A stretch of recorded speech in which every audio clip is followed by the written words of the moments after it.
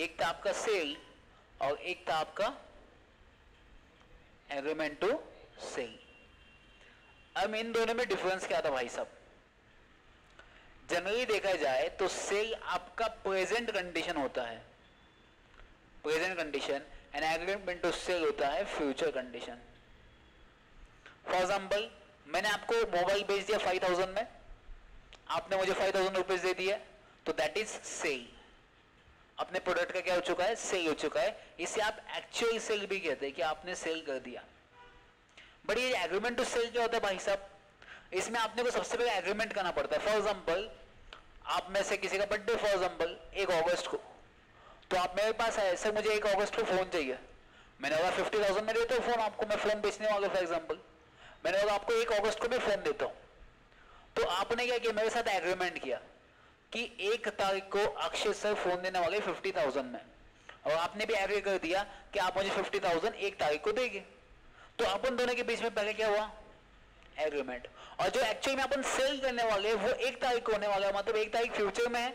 तो ये इसको कौन सा कॉन्ट्रैक्ट कहते हैं? जनरली फ्यूचर कॉन्ट्रैक्ट कहते हैं, और इसे कहते हैं एग्रीमेंट टू सेल। पहले एग्रीमेंट होता है, बाद में क्या होता है? सेल होता है। बट यहां पे देखा जाए तो पहले क्या होता है? सेल। तो ये प्रेजेंट की बात करता है सेल, कि मोबाइल बेच दो, पैसे लो, sale, actual sale. Agreement to sale, पहले एग्रीमेंट करो और फ्यूचर में सेल करो। ये प्रॉब्लम हो सकता है, ठीक है। अब मैंने लास्ट टाइम आपके साथ एक भी पॉइंट डिस्कस किया था कि for example sale and agreement to sell. For example इस केस में अगर बायर भिखारी हो जाता, बेचने वाला अगर भिखारी हो जाता, फॉर एग्जाम्पल मैं आपको फोन बेचता हूं 50,000 का, ठीक है, आईफोन। मैं भिखारी हो गया, इंसॉल्वेंट डिक्लेयर कर दिया बैंक ने, अनेबल टू पे, मेरे पास पैसा नहीं है और मैं बायर हूं। अभी इस केस में, सेल के केस में, जो कोर्ट का कभी भी क्या होता है ध्यान रखना, जब भी इंसॉल्वेंट डिक्लेयर किया जाता है ना इंडिया में, तो कोर्ट से कोई इंसान आता है और आपकी प्रॉपर्टी लेके चला जाता है, ऐसा प्रोसेस होती है। तो उसे ऑफिशियल लिक्विडेटर कहते हैं। लिक्विडेटर का मतलब होता है जो आपके एसेट को लिक्विड में कंसिडर करता है, मतलब इमीडिएट कैश में कन्वर्ट करता है, इसलिए उसे ऑफिशियल लिक्विडेटर कहते हैं। अब मुझे एक बात बताओ, मैं बायर हूं, अब कोर्ट से कोई इंसान आएगा मेरे पास मांगने के लिए पैसा, तो वो मेरे पास से क्या क्लेम कर सकता है? मेरे पास क्या होगा उस टाइम? मैं सेल की बात करूं, मैं आपको फोन बेच दिया, फोन मेरे पास से जा चुका ना, तो क्या मांगेगा? मेरे पास क्या आया? पैसा। So he can claim the price of the goods. जब इन केस में अगर बायर भिखारी हो जाता है, in case of sale, sale में क्या होता है? मोबाइल गया, पैसा आया, और कोर्ट से कोई आएगा तो मेरे पास क्या है? पैसा, तो पैसा लेके जाएगा। अब यहां का सोचो, एग्रीमेंट टू सेल में बायर के पास से क्या लेके जाएगा? कैसे जाएगा? एग्रीमेंट टू सेल में बायर भिखारी हुआ, लेने वाला बात करो, मैं लेने वाला, मैं सेलर हूं, आप बायर हो, आप इंसॉल्वेंट हो गए। अब अपन ने एग्रीमेंट अभी किया है, बट एज ए सेलर मैं आपको प्रोडक्ट कब देने वाला हूं? फ्यूचर में। तो कोर्ट से जो आएगा वो आपके पास से गुड्स तो लेके नहीं जाएगा, पैसा तो आपके पास है ही नहीं, इसी तो आप इंसॉल्वेंट है, तो इस केस में आपके पास से कुछ भी लेके नहीं जा सकता। आप सोचो ना, आप सीधा सोचो, आप बायर हो, आप लेने वाले हो मेरे पास से गुड्स, बट मैं आपको गुड्स कब देने वाला हूं? फ्यूचर में। और आप तो अभी इंसॉल्वेंट हो गए, तो आपके पास पैसा ही नहीं है, तो वो आके पैसा भी नहीं मांग सकता, ना ही गुड्स मांग सकता, तो इस केस में वो कुछ भी नहीं लेके जाएगा। ये होगा बायर की। अभी अपन सेलर की बात करते हैं। अभी सेलर भिखारी जो होता है सेल में, तो क्या लेके जाएगा? सेल की बात करो, मैं सेल, अभी सेलर बेचने वाला भिखारी होगा, तो कोर्ट से जो इंसान आएगा वो क्या लेके जाएगा? आपके पास दो ऑप्शन है, प्राइस ऑफ द गुड्स या गुड्स।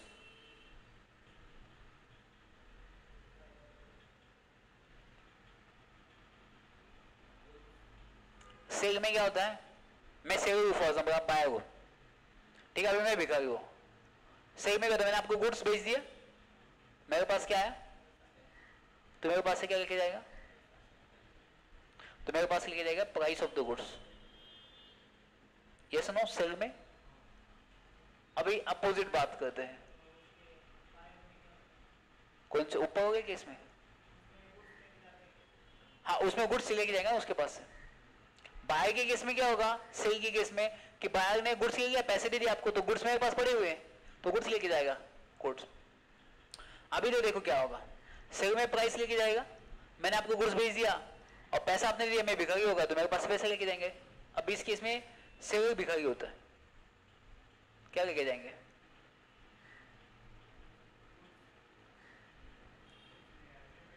देखो यहां पे प्राइस लेके जाएगा, यस और नो, सेलर के पास से पैसा लेके जाएगा। यहां पे सेलर के पास से क्या लेके जाएगा? गुड्स लेके जाएगा, क्योंकि सेलर ने कहा कि मैं आपको 1 तारीख को गुड्स दूंगा ना, और बायर के पास से पैसा तो अभी भी आया नहीं है, तो सेलर के पास क्या है अभी? गुड्स।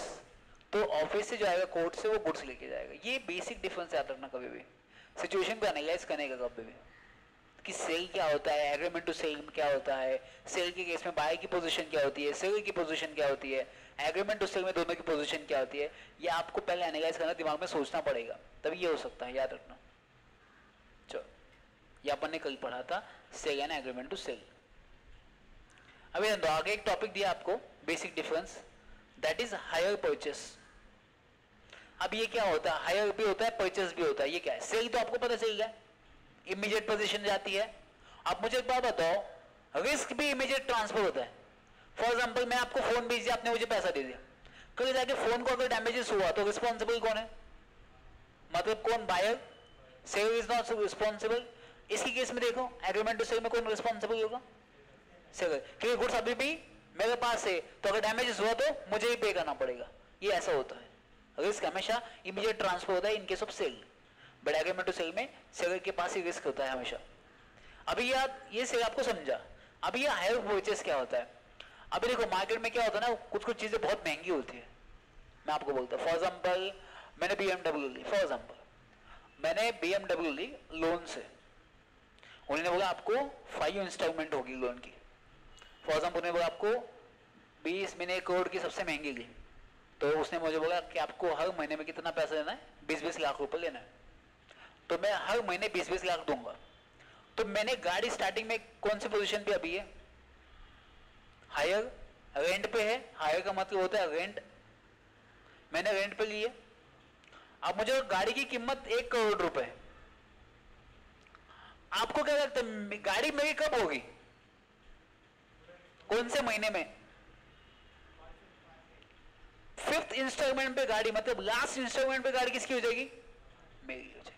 अब मुझे एक बात बताओ, अगर मैं 4th इंस्टॉलमेंट में डिनाई कर देता हूँ, डिफॉल्ट कर देता हूँ, तो क्या गाड़ी मेरी हो जाएगी? क्या गाड़ी किसकी रहेगी?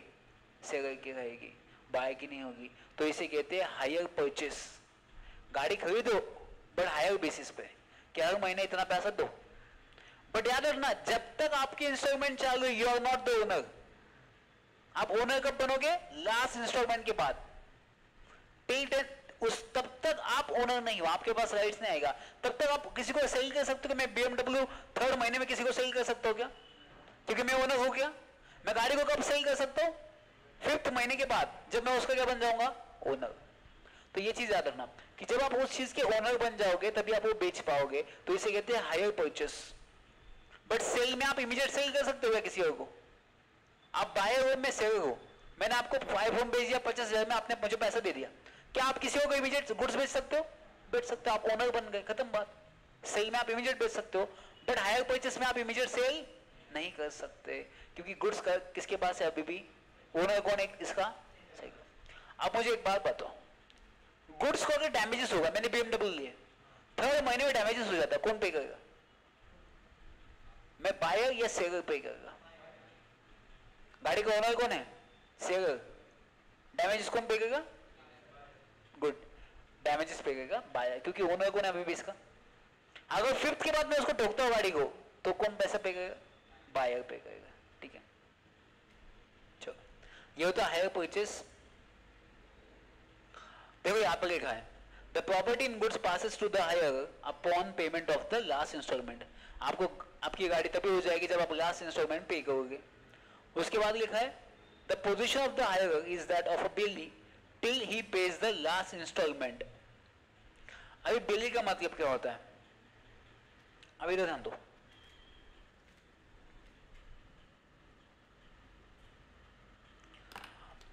बिली का मतलब पता क्या होता है आपको? BA। ILLE क्या होता है?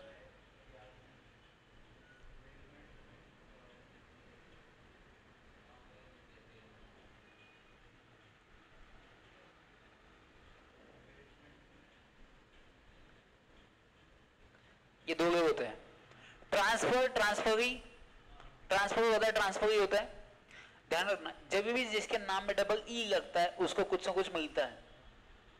जैसे मैंने आपको प्रॉपर्टी ट्रांसफर कर दी, तो आप ट्रांसफर ही हो, मैं ट्रांसफर हूं, तो जब भी किसी के पास गुड्स आते हैं वो ट्रांसफर ई डबल ई लगता है उसके नाम में। जैसे रेंट पे प्रॉपर्टी ली ना आपने, तो लेसर या लेसी होता है। लेसर मतलब मैंने प्रॉपर्टी आपको दी, लेसी आप हो, आपके पास प्रॉपर्टी गई, तो डबल ई लगता है। अब मुझे तो यहाँ पे BMW किसके पास होगी, कौन है इसमें से? हाँ, तो ये मैं हूं, मतलब मैं कौन हूं यहाँ पे? ये सुनो, ये कौन है? अब इन्होंने मुझे गुड्स दिए है, ठीक है, BMW दी है, और ये बायर बिल्ली का मतलब क्या होता है पता है क्या? जब तक आप पैसा वापस ना दो तब तक आपका गुड्स मेरे पास है। मतलब मुझे एक बात बताओ, ये जो बिल्ली है बायर, ये ओनर कब बनेगा? Last instalment. तब तक ओनरशिप किसके पास है? टाइटल्स, डॉक्यूमेंट्स किसके पास है? इसके पास है। ये सुनो, बेली का यही काम होता है, बेली का काम वही होता है। बेली क्या करता है? आपके पैसा मेरे पास, आपको पैसा दो लास्ट इंस्टॉलमेंट, तब मैं आपको प्रॉपर्टी आपको दूंगा। आपको अगर कभी कभी पैसे की जरूरत पड़ती है ना अपने इंडिया में, तो अपन कहते हैं अपनी कुछ चीजें ना गहान रखते हैं, गिरवी रखते हैं। तो फॉर एग्जाम्पल मेरे पास पैसा नहीं, तो मैंने आईफोन आपके पास गिरवी रख दिया और मैंने आपसे पैसा लिया। तो ध्यान रखना, आपको मैंने क्या दिया? फोन दिया, आपने मुझे क्या दिया? पैसा दिया। अभी इस केस में क्या होता है, जब तक मैं लास्ट पैसा नहीं दो आपको सब पूरा, तब तक मेरी प्रॉपर्टी मुझे नहीं मिलेगी। तो ये होता है बेली। इसका मतलब होता है आपने पैसा लिया किसी पर्पस के लिए, वो पर्पस जब तक अचीव नहीं होता तब तक आप ओनर नहीं बन सकते।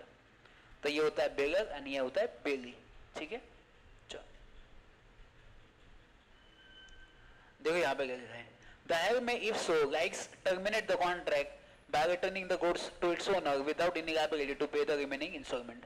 अब मुझे थर्ड महीने में ऐसा लगा कि मुझे BMW नहीं लेना है, तो नहीं लेना है, कोई दिक्कत नहीं, खत्म। बाकी का इंस्टॉलमेंट पे करने की जरूरत नहीं है।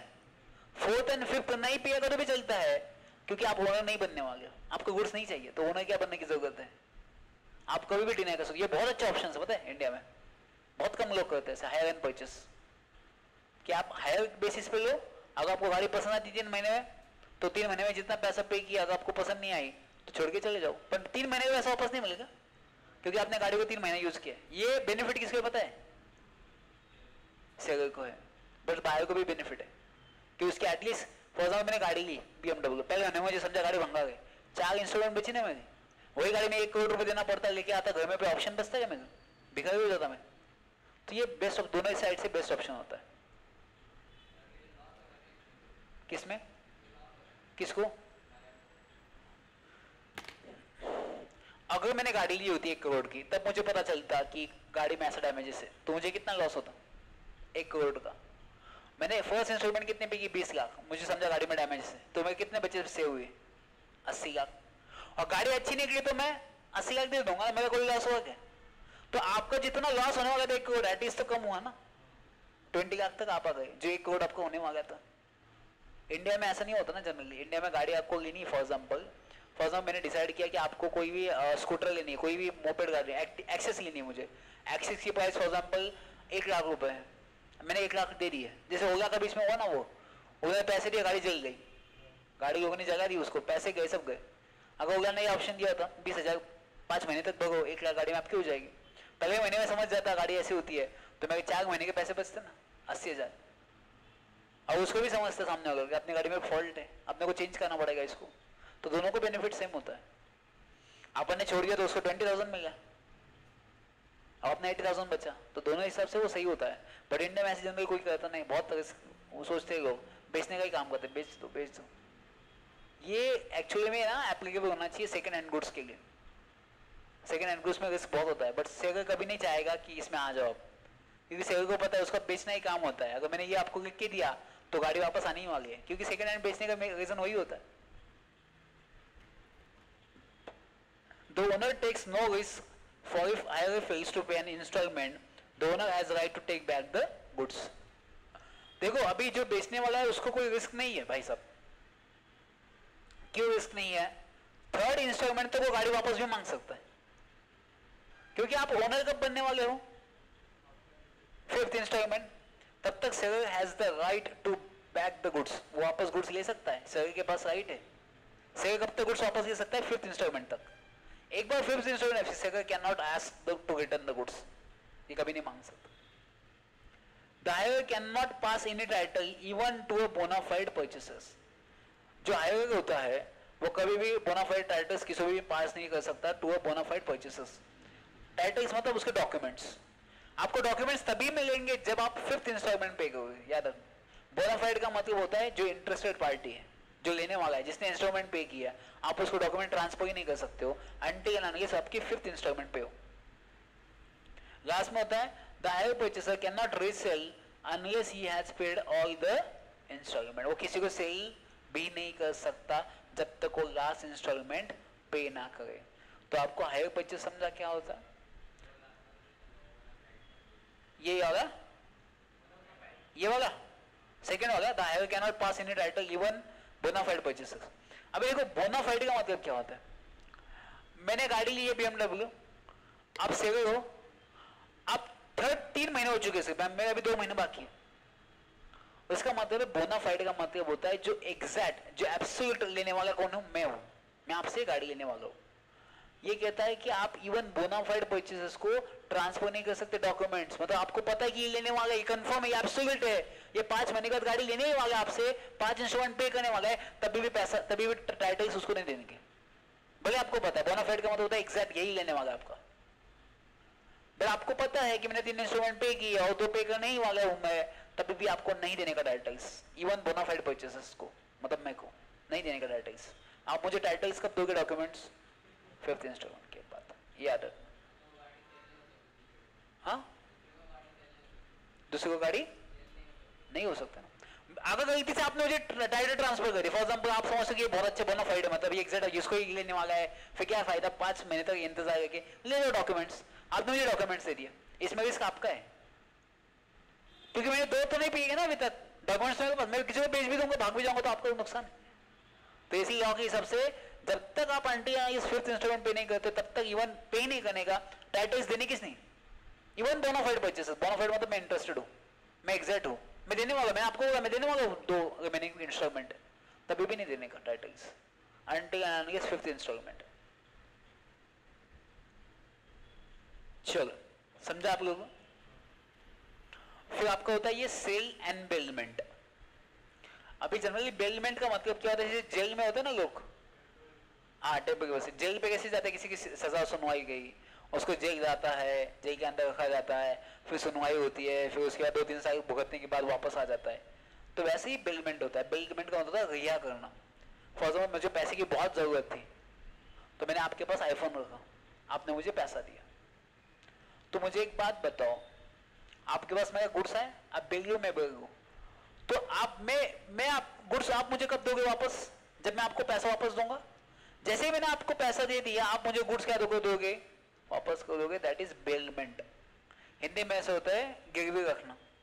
सोना होता है ना, सोना रहता है, आप गोल्ड बैंक में रखते हैं गिरवी, या कहीं लोन लेना है तो गिरवी रखते हैं। जब तक आप पैसा वापस नहीं दोगे तब तक आपका बेलमेंट नहीं होगा। बेलमेंट का मतलब रिहाई करना, वैसे ही होता है।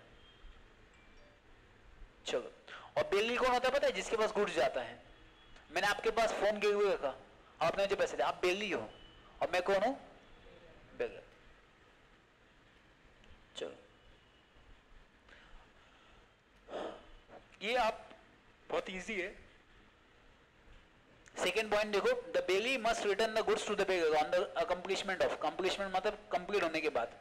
मैंने अगर आपको 1 लाख वापस दिया आपके पैसे, तो मुझे गुड्स वापस आना चाहिए। द कंसिडरेशन में बी ग्रेट्युटियस एंड नॉन ग्रेट्युटियस। अभी ये क्या होता है ग्रेट्युटियस and non ग्रेट्युटियस?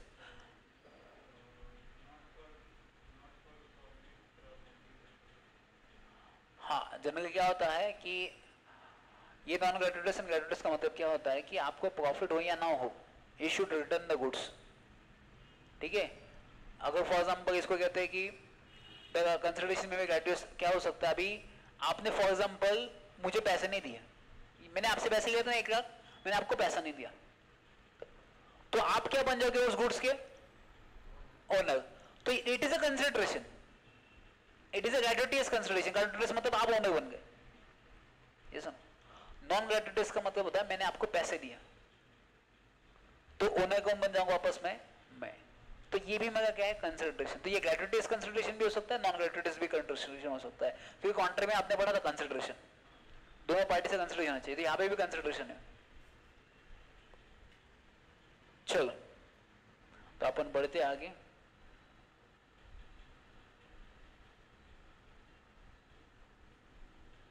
Just one second ना,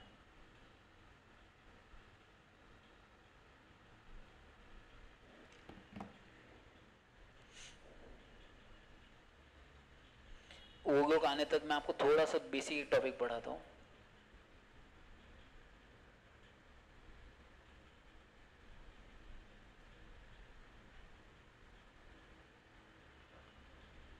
अभी देखो यहाँ पे लिखा है contract of sale how made, section 5। आपको पता है कॉन्ट्रैक्ट दो मेथड से किए जाते हैं जनरली। कौन से मेथड? एक आती है जो आपके दिमाग में है, आप बोल नहीं पा रहे हो। सेकंड जो आपको याद नहीं है।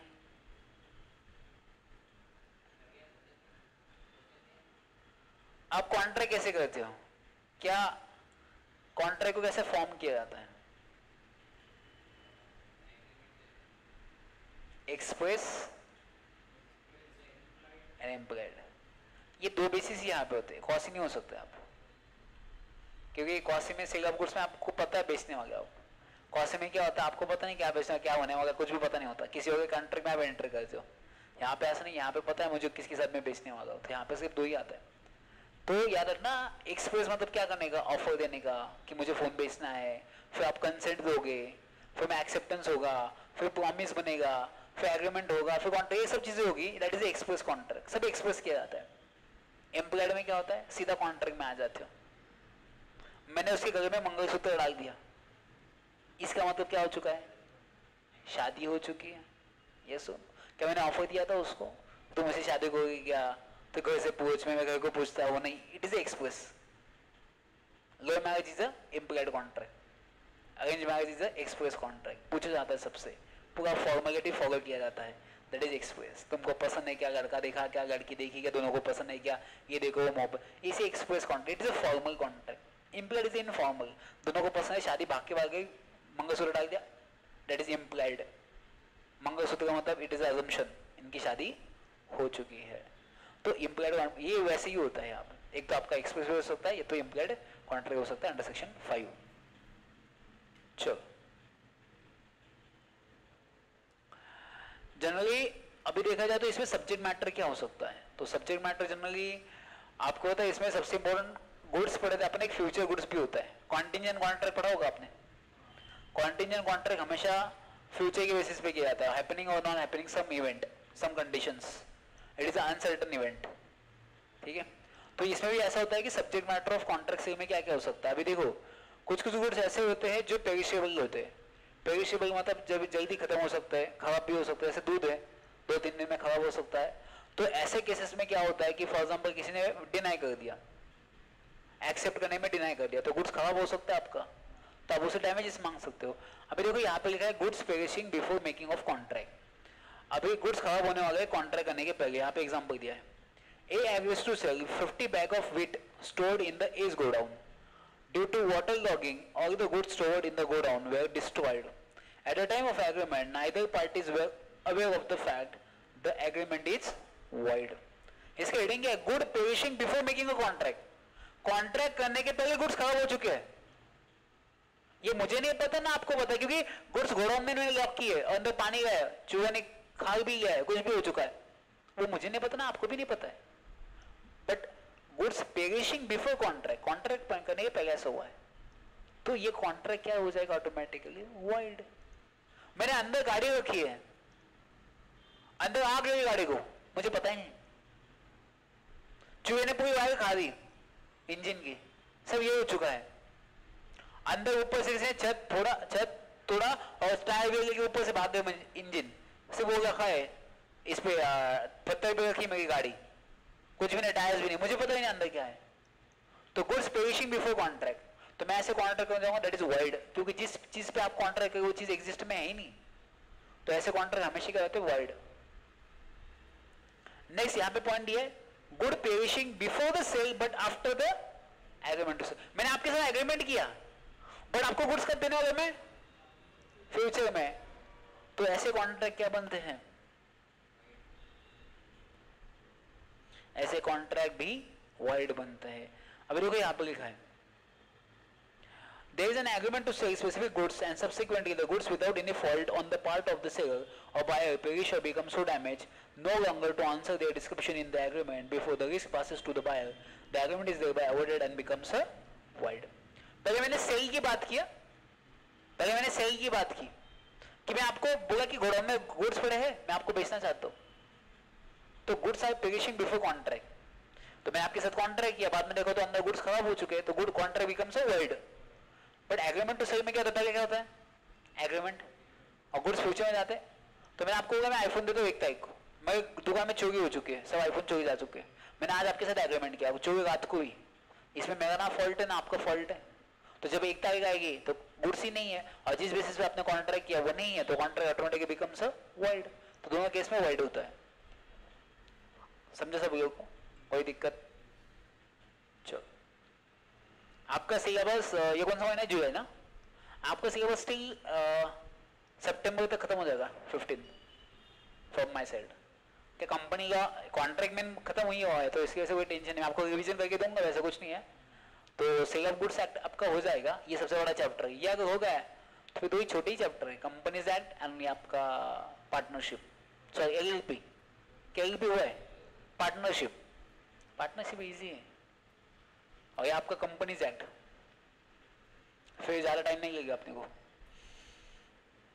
चलो किसी का क्वेश्चन पेपर है क्या,